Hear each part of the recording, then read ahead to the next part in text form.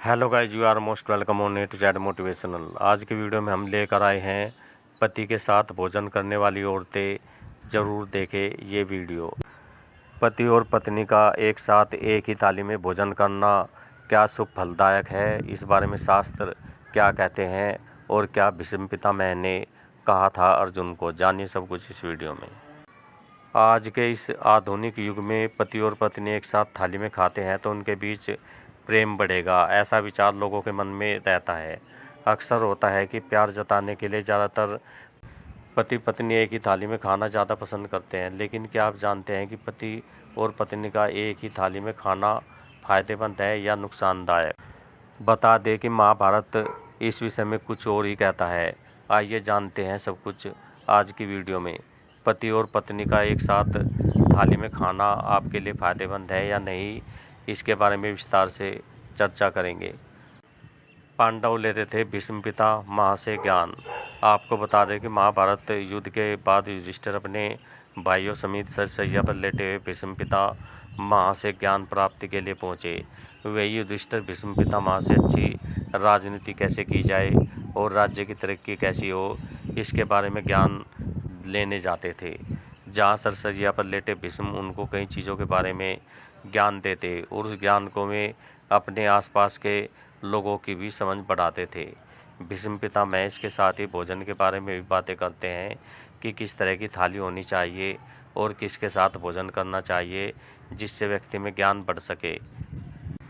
महाभारत में भीष्म पितामह बताते हैं कि अगर कोई व्यक्ति भोजन की थाली को लांघ कर चला गया तो इस तरह के भोजन को करने से बचना चाहिए, क्योंकि वह भोजन कीचड़ के समान हो जाता है।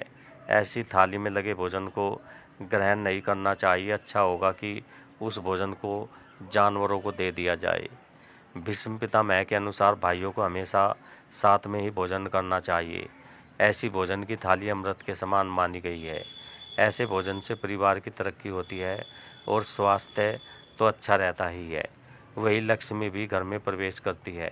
पांडवों में मिलजुल कर और साझा करके एक साथ भोजन करते खाने की आदत थी, जिसने इन लोगों के बीच हमेशा प्रेम और प्यार बनाए रखा और भगवान कृष्ण ने स्वयं युद्ध में उनकी मदद की थी।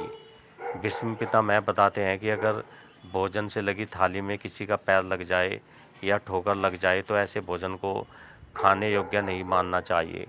ऐसे भोजन को ग्रहण करने से बचना चाहिए, अन्यथा दुख और दरिद्रता की आशंका बनी रहती है।